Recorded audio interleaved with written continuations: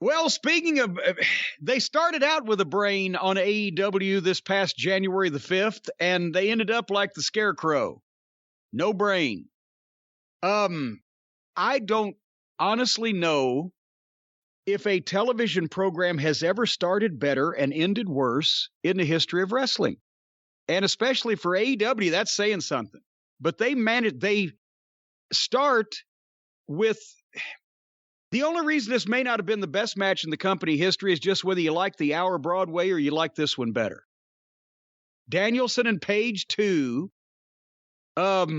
great in-ring match. They dropped the ball on some outside of the ring stuff because of small details and not being able to focus and make little things important. But what an incredible fucking match again. I hope that Tony Khan gives Bryan Danielson a yacht for next Christmas or something.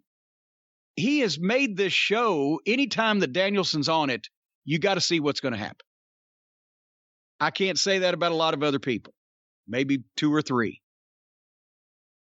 The match, the rematch from the Hour Broadway, they announced, and we talked about this in clumsy form, I believe it was last week or week before, where there's going to be judges. 3 judges, right? And we talked about this. Did they give something away when Page said, sure, get some old guys a payoff? And he was very heelish. And you thought, well, nobody mentioned any names of judges, so why would he automatically assume it's going to be old guys and talk about them that way? But since Bryan Danielson had come up with the idea, he's the one that imparted it, not the promotion itself or the babyface, but the champion, but the challenger in this. He's the one that announced the judges, so one would have thought that this was some kind of surreptitious, under-the-table plot by Bryan Danielson to sucker the babyface champion into agreeing to something. So many questions, right? Is Patty Mullen going to be available? All these questions we had. They get in the ring, and old Justin Roberts, the dapper yapper, announces, and the judges at ringside, Mark Henry, Big Show, and Jerry Lynn. Well, now we found out where Big Show's been. He's been studying up on his judge's license for 6 months since we've seen him on anything. And Mark Henry, we see him for 30 seconds every Friday night when he says, it's time for our main event. And Jerry Lynn, I love Jerry Lynn. And Jerry Lynn was a phenomenal wrestler. But is Jerry Lynn a household word to today's modern generation that they didn't even feel the need to explain ahead of time the import of these judges to the wrestling business, the excrement and commentary? Well, they've all been world champions. Yeah, Jerry was the Ring of Honor champion at one point. Big Show's held the WWF title. Is Mark Henry the champion? At one point, I believe At one point he was. Okay. But they didn't say so. If people didn't watch Ring of Honor in 2008, they go, wait a minute, Jerry Lynn, was he a world champion? They expect everybody, as in Bill Watts' words, gentlemen, I know you're all stars and all the fans already know everything, but tell them. Here's the thing, there was no controversy. How were these judges picked? Who picked them? There wasn't even an explanation that each competitor got a chance to pick one and Tony Khan picked the third, because there was no controversy. Bryan Danielson didn't pick someone that would be obviously and egregiously biased toward him or against Adam Page because of interaction that they had, a heel. Adam Page then didn't come back and get even with Bryan Danielson by picking a babyface that you knew was going to be on his side no matter what. Where then Tony Khan could come in and say, well, I'm going to pick an upright and outstanding man named so-and-so. And then you could see Danielson trying to suck up to so-and-so or swerve his head around a little bit. And you could see Page kind of like, wait a minute, what's going on here? They just had 3 judges at not even at ringside. There was no judges table. They sat in the front row with the fans. which happened. I remember the first Ali Frazier fight in the Garden. All of the judges were sitting in the front row with the fans and Frank Sinatra. Do you see what I'm saying? That this is just a throwaway stipulation. They went an hour Broadway. So somebody said, okay, we'll have a rematch, but this time if it goes the hour, there'll be judges. And they thought that was enough. They just left all those details laying. Who picked them? How? Why? What's the judge's motivations? Is there some kind of jeopardy that we can put Adam Page's title in the fans' minds by thinking that he's going to get jobbed out by the judges? It didn't happen. It's not going to happen. So we don't have to worry about the people. Oh, you fucked us. You fucked us with a fuck finish. Even though it's on free television, so you can't be fucked out of anything that's free. They didn't make anything out of these things. That's what I'm talking about. But they were certainly able to spend enough time and effort on the world champion's graphics. And I never read these things, but on this one, it caught my eye. Do you know what Adam Page's graphic, the world champion, as he's coming to the ring, you know what it said? I don't, and I do know that in the past, they always tried to get cute with the graphics with Adam Page. I didn't look to see what it was this week. Yeah, their new world champion that still needs to be gotten over like a world champion, which is why Danielson's doing all this work. His graphic said, hasn't won a match this year.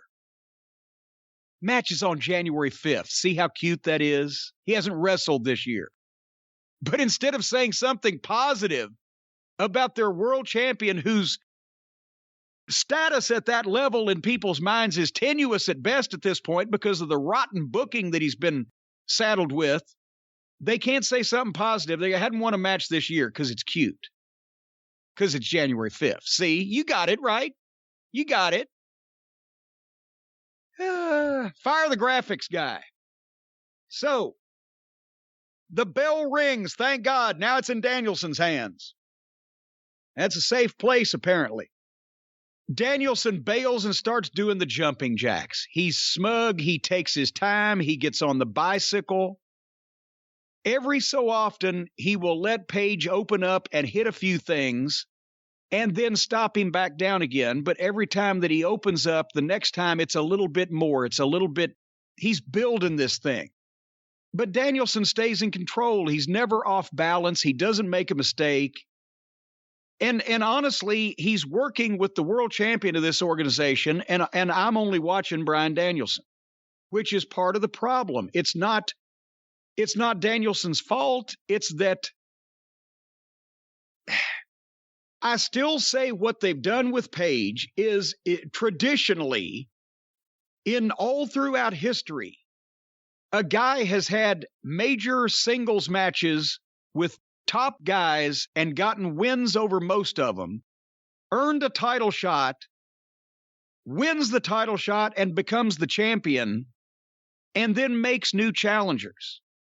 But in this case, Adam Page never had major singles matches, never beat anybody of consequence, once or twice, was stuck in the tag team with Twinkle Toes, was affiliated with Jobbers, got the world title because they had decided when they started the company 2 years before that they were going to do it. And now the challenger has to make him. It's not his fault and Page is hanging with it. But if you watch this with no sound and no knowledge of anybody's position and just watch the match, Bryan Danielson is the world champion. Page is the challenger. Am I wrong? I think Bryan Danielson has come out of these looking a lot better than Adam Page. And you know what? Sometimes a guy can do everything a guy can do to have a great match and get his opponent over, but the opponent, it doesn't just happen in one match. Bryan Danielson's been doing this for 20-something years. Page's booking has been rotten, and his opponents have been substandard. And his big singles matches have been almost non-existent. And so now he's unprepared for this spot. He's trying and he's working hard. And he's got a lot of talent. Anyway, at one point, Danielson went for a dive. And Page caught him standing on the floor and belly-to-bellied him on the floor. But then immediately Page runs at Danielson. Danielson drop toe holds him right into the stairs, and Page is busted open. And immediately, again, Danielson on top of him, punching the cut with straight punches. I wish they'd just let all the rest of their wrestlers watch their TV show to see how it's done. We wouldn't have to say the same thing every week about all these fucking fake windmill punches to the vicinity of somebody's head, maybe. So that was the break spot. They go to the break, they come back. Danielson is headbutting Page into a bloody mess, making him fight from underneath, again punching straight to the cut. It looks like a fight. These are the things that you would probably do. At one point, Page came out, hit a surprise Death Valley driver as a counter to something, and Excrement was plugging the ticket sales, and they hit that big move, and the place blew up, and Excrement still finished the ticket plug. And JR made fun of him for it. You got to sell him tickets. And then Page starts opening up with bigger stuff, but Danielson is start kicking him and chopping him senseless. And then the vertical suplex spot. And I will mention this specifically with what happened later on in the program. They did the deal where Page tried to vertical suplex Danielson over the top rope, but Danielson held on and both went over the top. And I think I first saw Tiger Mask and Dynamite Kid do that. And goddamn, it looks scary and dangerous, and it looks cool at the same time, and it is. And since that, Tiger Mask and Dynamite Kid, I've seen top guys do it in main event matches down through the years, but you know, it's a dangerous thing, and most of the time you wouldn't take a bump like that unless it was a big main event match. Then the indies came along and everything, and then you see a lot of people do it with varying degrees of success. I think this is the first time I've seen it where they both landed on their feet and continued the spot where Page tried again to suplex him, but Danielson dropped behind and shoved him into the post. And that was a great spot. And both guys were right there. And so I'm afraid that other people are going to try that because it was so cool. And the problem's going to be that one of those people is not Bryan Danielson and the other one's not Adam Page. Can you imagine if Botchasaurus had been involved in this transaction, what would have occurred? So a lot of times I complain about how dangerous these things are, but these guys did this perfectly. I'm not even going to pick it apart, except to say that from the time that they left the ground in the ring, they both knew where they were going, and they conducted themselves to get there admirably. I don't suggest anybody else besides these two guys do that for a daily habit. The people got the This Is Awesome chants going. AEW fans can get into and understand and appreciate a real wrestling match when they get a chance to see it. It's not like they don't want this shit. Then Page pulled Danielson into the post like Danielson had done to him in the last match and started headbutting him. And then Danielson starts bleeding and Page is doing jumping jacks while he's bleeding. And now they go to the break. Great break spot. I'm into this. They come back. They're fighting on the buckle and Danielson is bleeding good. And Page hit that fall away sack of shit slam off the top rope and backflipped along with it and got a 2 count. That was a hell of a fucking deal. Page goes for the buckshot, but Danielson collapses. He's lost blood. Page goes to pick him up. Danielson small packages him, gets a 2 count, then goes into the label lock. And the people are going nuts. Page escapes. Danielson goes to the floor. Page hits that moonsault off the top, but then misses a buckshot. Danielson hits his knee, 2 count. People bought that one. And then the headbutts on their knees, and honestly, too many headbutts, especially for a guy that's had concussion issues, even if it's a working headbutt, at some point people are going to go, you know, he's had concussion issues, so those can't be real. You know what I'm saying? Yeah. Anyway. They make me uncomfortable too. Yeah. But it looked like a fight. And the one that Danielson hit a great gotch pile driver, immediately covered and Page kicked out. I would have loved to have milked that cover because it just, you know, again, how far can you go? But Danielson, he's stomping Page's face in with the holding the hands, doing the stomp. And then suddenly, boom, Page hits a surprise power bomb. Danielson tried to trap him in the triangle, but Page got out and hit the buckshot lariat and 1, 2, 3, pinned him. Wow. I said I hate to beat Danielson this early. But honestly, the way Danielson's performing, he got over even more here. And Page has to beat somebody to get over. It would have been great if he'd have done it a bunch of times before he was world champion, but now they're working with what they got. So it was a great match, and it was the right result. Again, they've just I think if somebody like Kippelman or Jay Sharknado was to go back a year and a half, I'm sure I probably said at some point, and they could confirm, it's not going to be fair to Page if they've got all these plans for him. If they want to make him a world champion, he needs big wins against veterans. He needs more experience. He doesn't need to be in football field fuckery.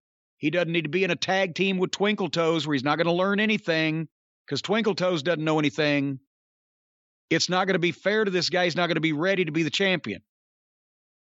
He's got all the talent. What's happened, Brian? Has the prophecy come true? Look, these matches have been great. I personally like the 1 hour match a little better than this one, but this match was great. And the only big problem I'll say is when you start the show like this, it's really hard for the rest of the show to keep up this pace. But this was phenomenal. However, I don't feel Adam Page is world champion. Whatever it is. Intercontinental champion with a funny graphic? Yeah, I can go for that. Doesn't feel like a world champion to me. And the question also becomes after Danielson, what are they going to really do to establish him as that world champion if that is the role he's going to have for a while? I want to see more Danielson. Man, I could watch him wrestle anyone. He's one of those guys, you watch him in the ring, you can't take your eyes off what he's doing. Yeah. Because he's so in the fucking game. I shouldn't use that. Paul Levesque's probably going to be upset. And he's been upset enough. Yeah, we don't want to engage him in any more cardiac events. Cole could have been a good learning experience for Page if they hadn't negated any value that he might have in a fan's eyes over the last 6 weeks. But I'm wondering who's next for Page after this that can compare to this. But anyway, they done it again. They did it again. Great match. Where's I can't find I got too many notes over my applause machine.